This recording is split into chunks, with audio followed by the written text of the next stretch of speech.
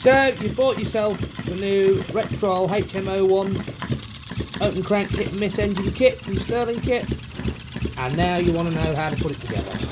So we're going to take you through a step-by-step guide of building the kit and getting the engine running. So I think the best way to start is going to be fit the crankshaft. Now, as I said, there's no instructions with this, so I'm hoping this is going to be used as an instructional video. If you've got your kit, you will notice there's various bags of screws. They're bagged on size with a number on, as opposed to telling you what they're for. So with a bit of luck, during this video we'll work out what they're for, and then when you get your kit without the instructions, maybe you'll get instructions, you'll know what they're for. So we're going to start off with putting the crankshaft in, I believe.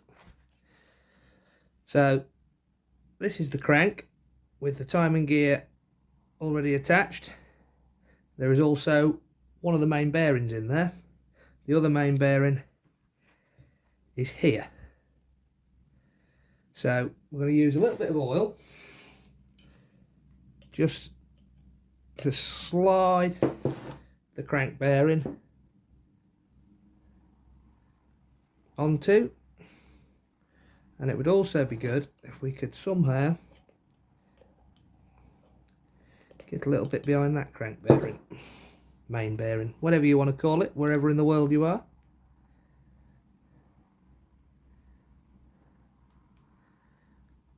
Slide this other one on here like that. Now you will notice in the bearings is a little hole and a little hole.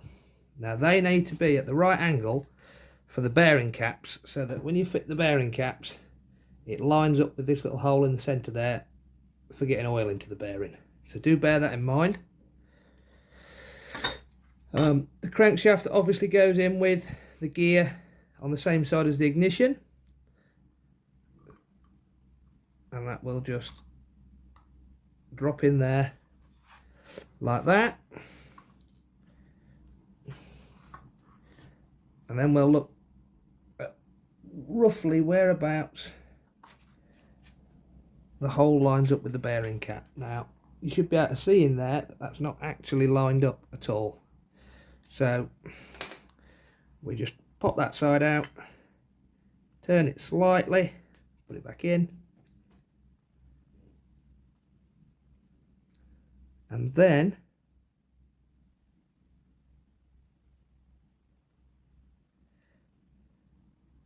you will see that that is spot on. So that's that side. So we'll get the other bearing cap. Place that one there for a moment. Place that on top. And you'll notice that that one isn't lined up at all. So that one needs to come back slightly. Just pop one side, turn and reseat. It's as simple as that. And that is now, as you can see, lined up. Now in the packets of screws, as we said, there are hexagon socket screw 2 5x6. Now I've not checked, but I think this will be the screws for the main bearing caps.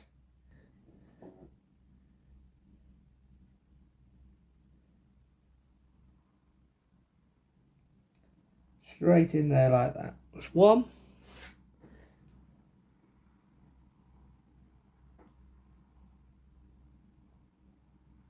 That's two. If the second bearing cap, now in case it's not blatantly obvious, the hole for the oiler is at an angle, and when it's mounted to the engine it should be vertical. So if it's not, you've got it on upside down. Make sure you turn it round, otherwise the oil's never going to find its way to the crankshaft. I'm just going to leave those slightly loose for now until we get a bit more built up, so that we can manoeuvre things around.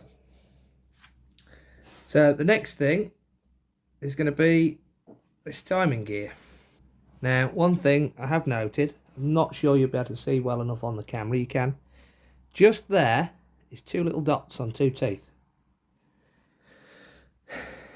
Now, when this timing gear is fitted that way, because there are some dots both sides, but when it is fitted in its position where it's going to run on the engine, there is just the one dot on a singular tooth. So the two dots are currently at the top there. Let's let the camera focus, and you'll notice that that dot will go directly between those two. So I'm going to assume that's where it needs to be timed up. Now somewhere here there must be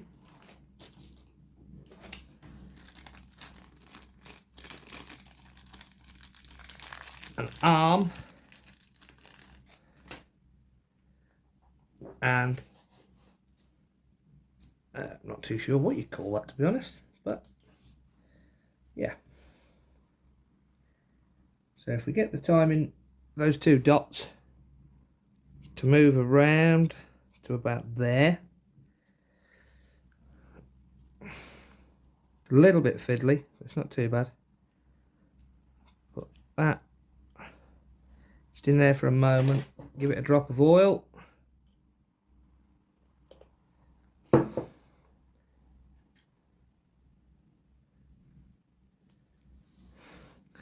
And you'll notice now in there that those dots all line up.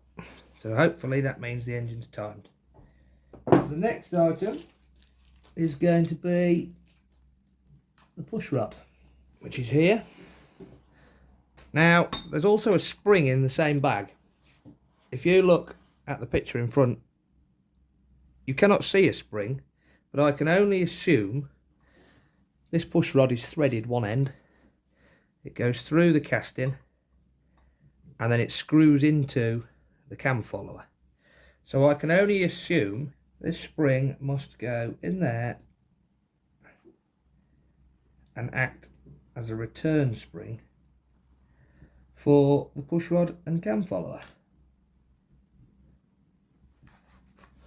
So it sits in there like that, and then we screw in the push rod like so. Then that allows us to fit the latch arm.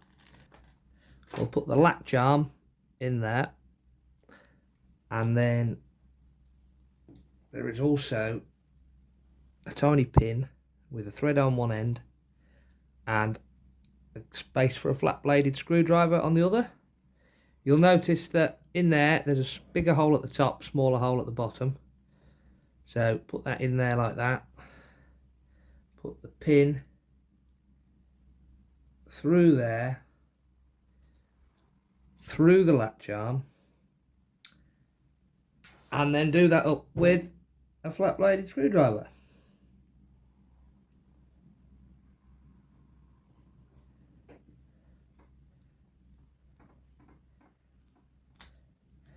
Like so. Now I've left this bit loose, and that is for very good reason, which you will see shortly.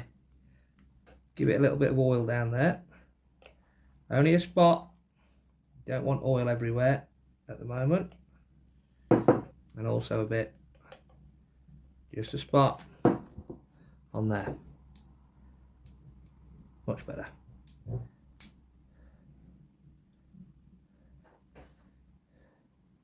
Now you'll see the camshaft working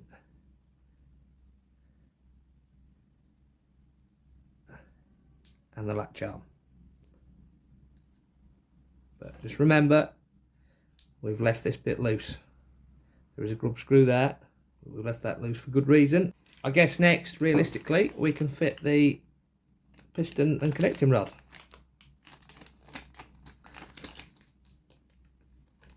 If we finish arguing with this bag. Now, as you'll see on the bag, you've got the piston and connecting rod and your two bearing halves. Now, I'm just going to take that cap off there so I can show you how those bearings fit.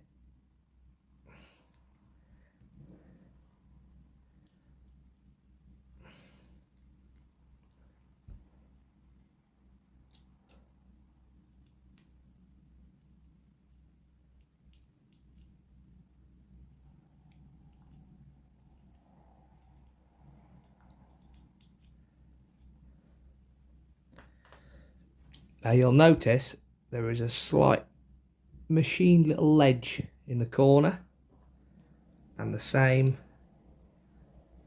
on the cap in the top right corner there. And the bearing halves themselves also have a little wedge in the corner, so that they can only fit in each half one way. Doesn't matter which half they go in. And before we get that fitted, you've got a packet with 2 O-rings. One is going to be to seal the cylinder head to the cylinder, and the smaller one is going to be your piston ring. I'll just put a little bit of oil in there, just to get some in there ready for the first start. And there we go, simple as that. Now, there doesn't appear to be a right and a wrong way up for the piston. In a full-size engine, there would be a hole in the piston skirt for getting oil to the small end. In a full-size engine, there would be a hole in the piston skirt to let oil through to the small end. Obviously, there isn't here. So, seeing as the writing is the right way up, both sides, I think we should go with that way. So the way to fit your piston, I have previously cleaned the cylinder a little bit because it was, I'm not too sure what it was. I think it was just cutting fluid, to be honest, from when it was machined. But we're going to, a bit of oil in the cylinder, and then the piston won't go down from that end as the big end is too big. So it's got to go in from the bottom. But very straightforward, like so. Fit the bearing cap at the main bearing, sorry, with the wedge in the right place. It's easier to hold it vertical for this, I think. A spot of oil, then just rotate the crankshaft so that it sits on the bearing like that and you don't lose it. Well, then give it another little spot. And we're just going to stand that there for a minute. Somehow. So that we can fit the bearing into the cap the correct way. And then if possible, it's not possible to get them wrong, as it will fit either way. Start one off.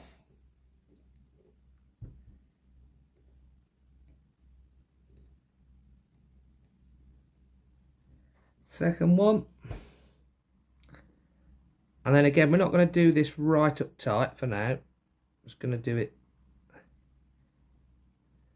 just so it's not loose. Can't really get my fingers on that to turn it now, but we'll get a flywheel on in a minute. And all of a sudden, it's starting to look a bit like an engine. So I think next up, we should quite possibly fit a flywheel, the governor side flywheel. Now to do that, stainless steel balls, beads, balls, whatever you want to call them. I'm only going to assume that that's what they're for. And it looks like 4 of those are going to fit in there perfectly.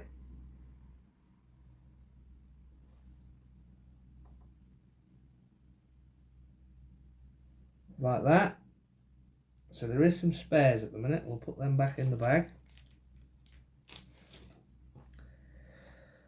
And then the governor collar has a keyway in one side and not the other. So keyway facing in, line it up with the balls, and hopefully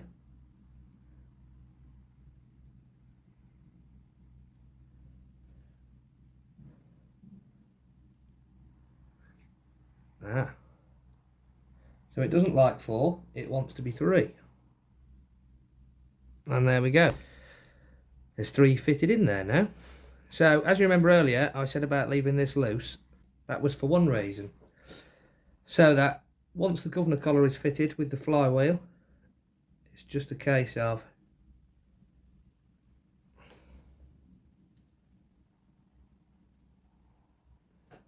twisting like that and it's in. Otherwise, if we'd have set that, we would have had to put everything on at the same time to set it all up.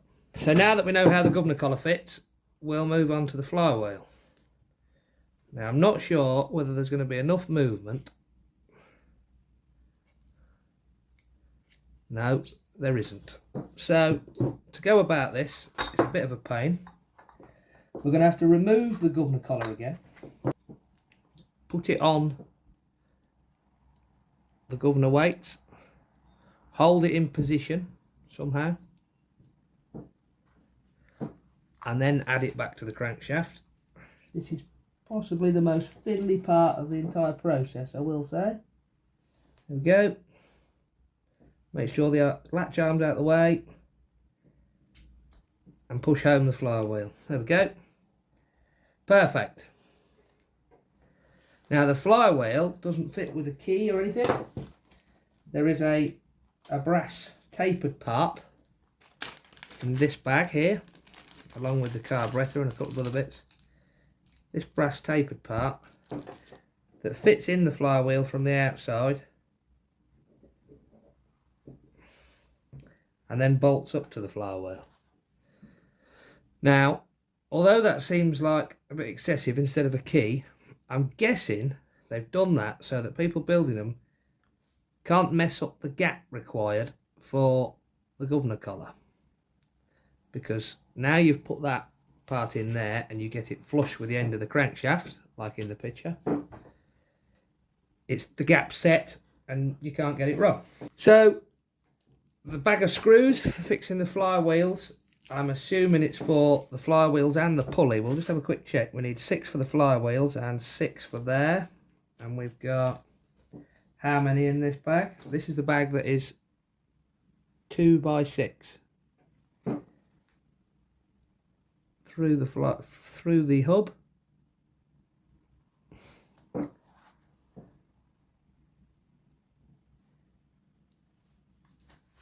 And into the flywheel casting.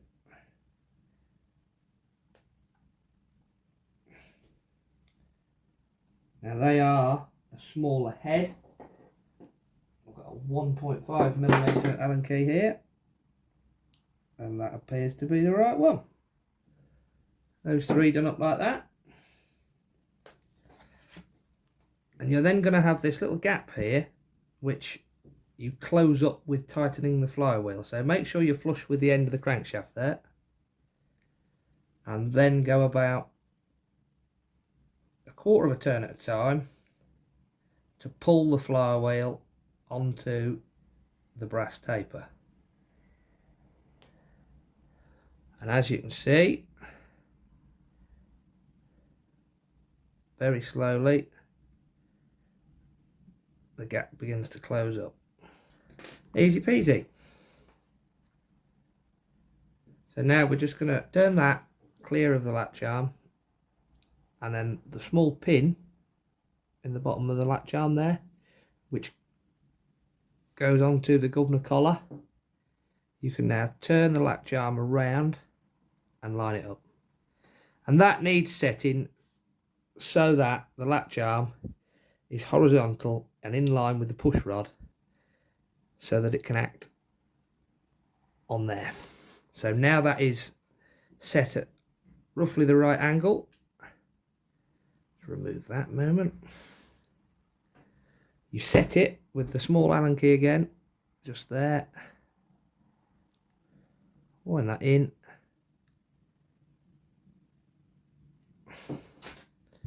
Job done. Looking very nice, I think. Definitely the most realistic engine they've designed so far.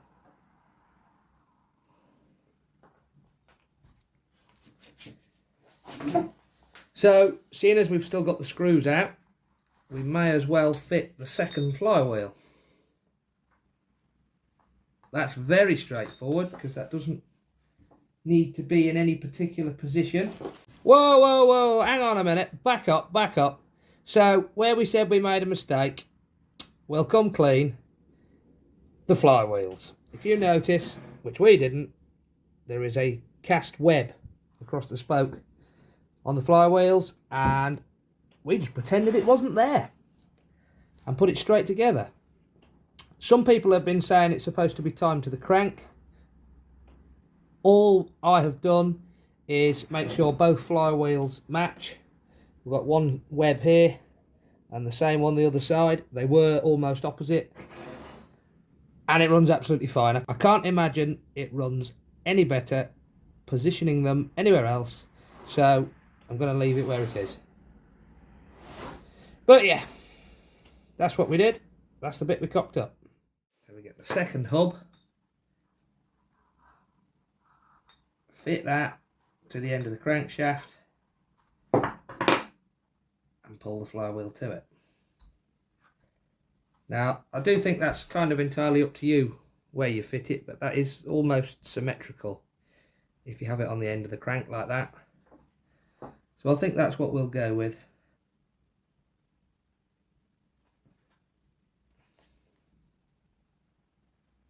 Number 3.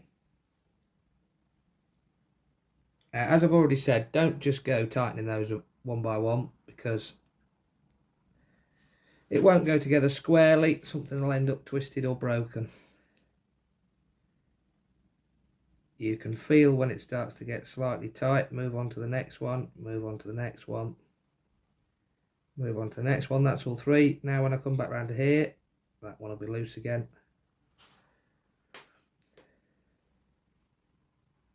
That one's loose again.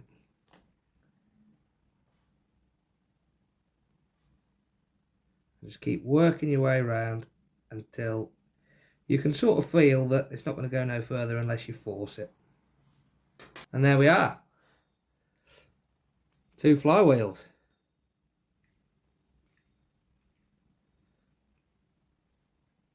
Now, I don't doubt some of you are going to ask, what oil have we got in this oil can? Just for assembly, and that is purely just normal motor oil.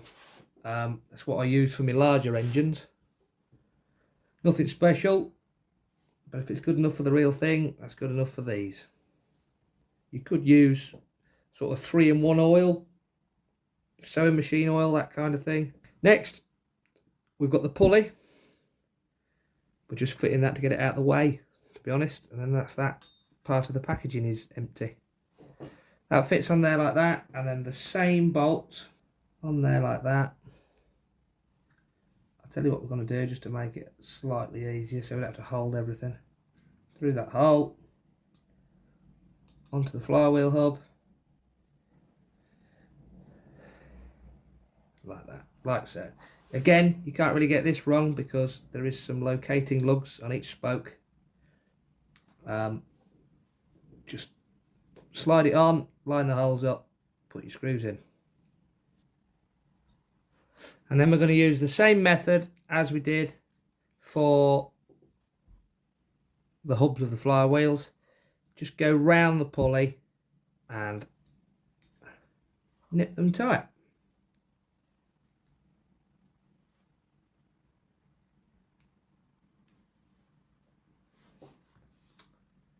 And there we go. Feels very nice. No tight spots. That just feels great. I can already tell this is going to run well. So next up, the cylinder head. Let's get it out of the packet first and see where we're at. So the valves are already fitted and everything's set up. We'll put a drop of oil in the guides, like so, and like so, purely because we're never going to get at that part again. Hopefully anyway, because hopefully we don't have to be stripping it down at all. Now, the exhaust bolts onto this flange there. So that tells you that that's for the top. So your push rod, rocker arm rather, is going to be fitting into that post just there. So the adjustable side goes to the valve.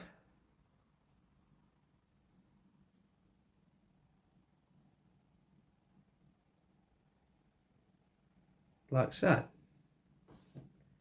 And I can only assume that, again, with this, we have a pin with a flat bladed bit on the end. So this we'll put through from the top.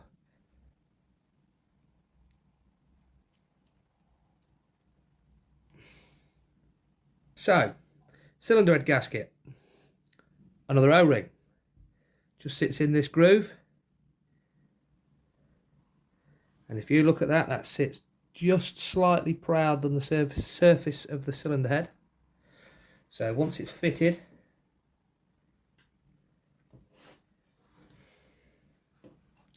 like so, that'll pull down and create a seal. Now, screws for fitting the cylinder head. 2.5 by 16. There are 6 of those, and there are 6 holes in the cylinder head. Don't forget, as we mentioned, the exhaust port facing upwards. That'll put the rocker arm in the right place so that it's acting on the push rod.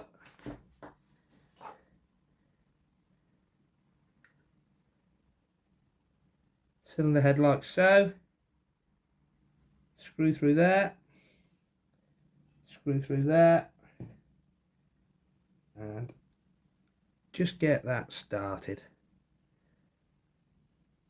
Like so. Now it's very important that you ensure you fix the cylinder head down evenly.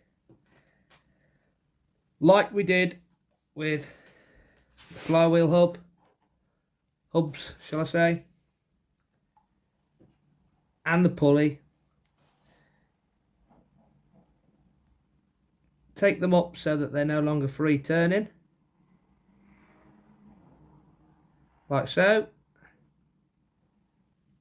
and then start somewhere and work your way around. So we're going to start on this one and just do 180 degrees and then move to the opposite one, and that will help ensure that you're bolting it down evenly. Start again, and that's gone tight.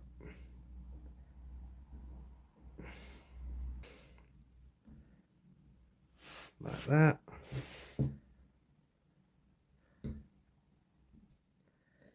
Like that. Done. Next, I guess we can fit the exhaust. The screws, the smaller screws, the 2mm, 2x6 I think they were, that were left over, they look to be something like the right size. So I have 2 of those.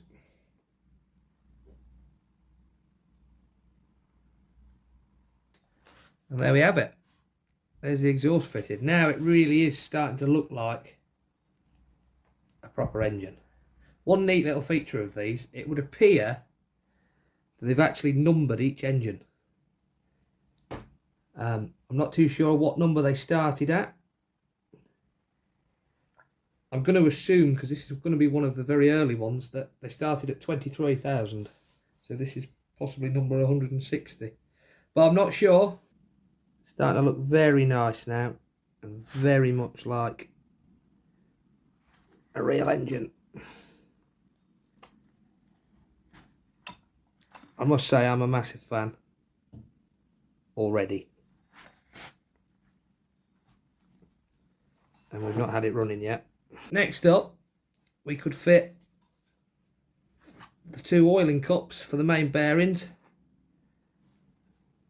Very simple and straightforward. They just screw straight into those bearing caps.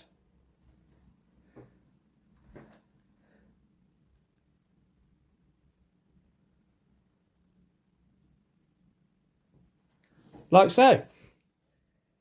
Also, there's no reason why we can't fit the cylinder oiler, which is just here. I do think these are fantastic. I hope Stirlingkit starts selling these individually so that we can retrofit them to any of the other engines, because that really does make a difference. It sets the whole thing off.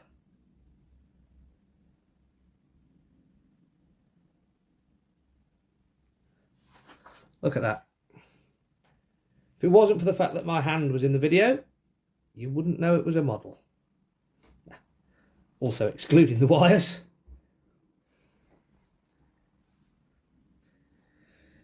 I'm guessing we can fit the carburetor next. That's a very simple affair. Just a needle valve. I'm not sure if that's a choke of some kind. Yeah, we also have an air valve and a fuel valve. Not had that before. But that just screws into the cylinder head.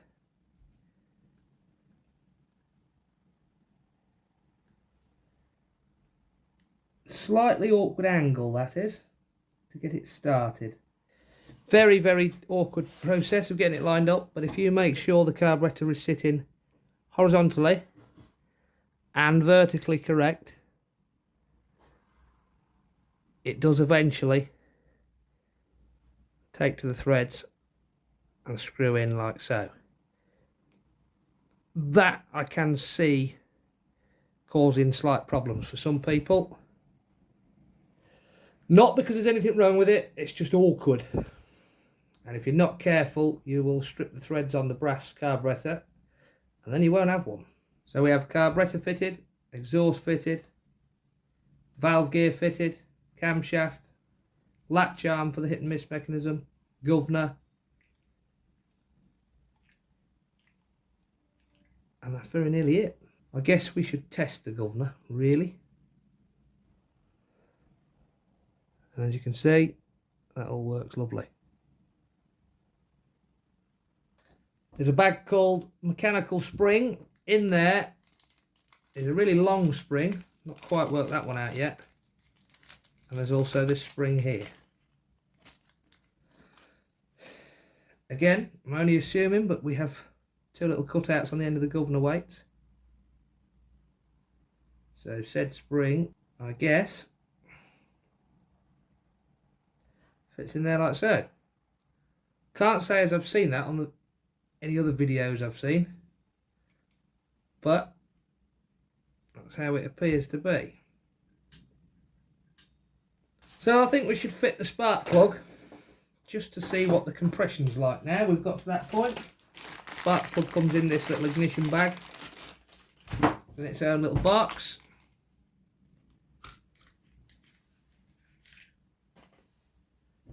It has a little cover on it. Not going to need that.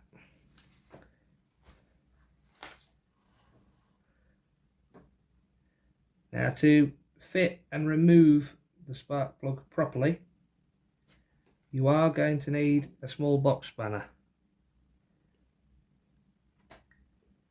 because you don't want to be doing it with a pair of pliers and chewing all the paint up, and obviously an adjustable or a normal spanner isn't going to fit there. I guess a small socket may, quarter drive socket. We'll try that shortly.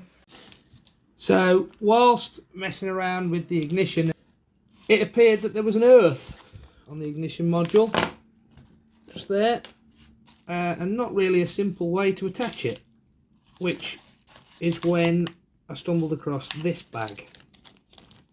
And you can see that in there is a little crimp connector and a shaped bit of copper. Well,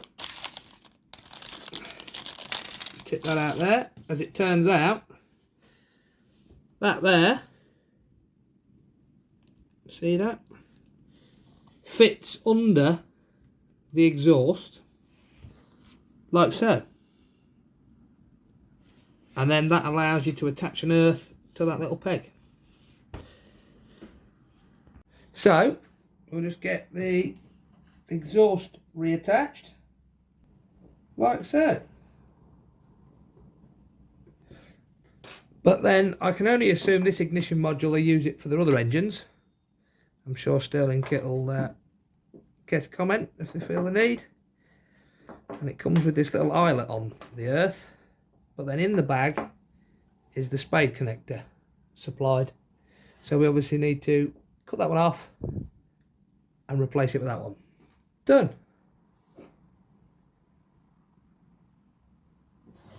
So now we've got it all together. We've been round all those screws and bolts that we said to leave finger tight before. Tighten them all up and everything feels okay. Oiler is oiled up. Main bearing's oiled up. We've borrowed a fuel tank from an E-Cheen. That's same sort of size and complete with the fill pipe. Now this is the ignition system you get with it. Now you will notice that says 6 to 12 volt. Some of the others, well most of the others that I played with before, work on 3 AA batteries, which would be 4.5 volts. And they work just as well, if not better, with just 3 volts. However, I did try this with a battery pack and it didn't work. So we're going to go with 12 volt as suggested. And I'm sure that'll be fine. So, I think it's about time we had a test run. One thing I might not have mentioned, fuel. Just standard lighter fuel with a drop of 2-stroke oil in it. It shouldn't really need it given that it's got the cylinder oiler, but I just think it's healthier for the piston ring. Quite simple to connect the ignition, red and black.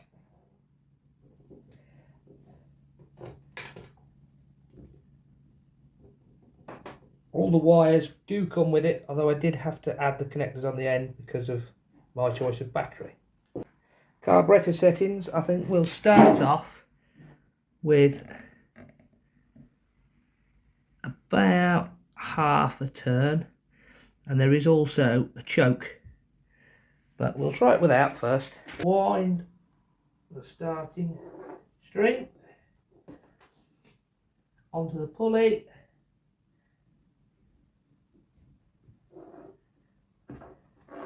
Three or 4 turns, should be plenty.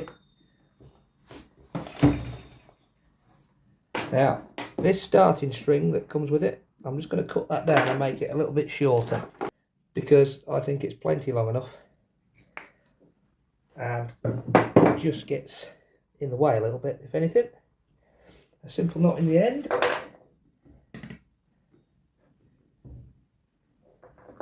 Wrap it around the pulley and go for it.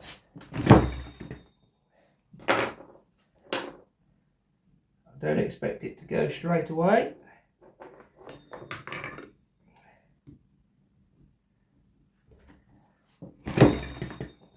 Oh, that did sound promising. We'll maybe give it a small amount of choke.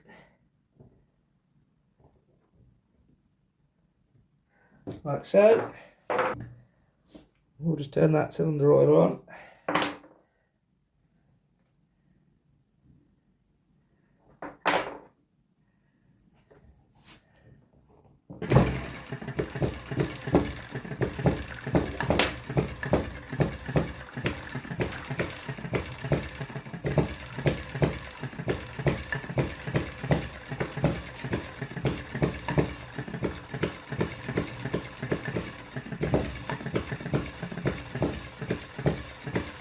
And she's away. Hit and miss correctly straight out the box. Fantastic. Absolutely fantastic. I want another one. That's how good that is. So for anybody that is interested in engines and the usual excuse is they can't afford one, or more likely they've got nowhere to keep one, you no longer have an excuse. Fantastic. Have a look at the other side.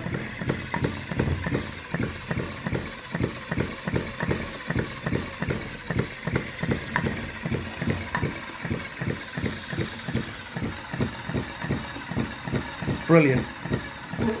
So if you fancy getting yourself one of these, I will put the link in the description below to the stirlingkit website. There will also be a discount code in the description for an extra 10% off. Just go and get one. They do both a kit and ready to run. So the kit is the better idea if you want to learn how it works and how it goes together, because you'll know right from the start. But if you just want something simple straight out the box to play with, go for the ready to run. Absolutely fantastic. So guys, thank you very much for watching. If you've liked this video, don't forget to like and subscribe. Thank you very much for stirlingkit for this wonderful engine, and until next time, goodbye.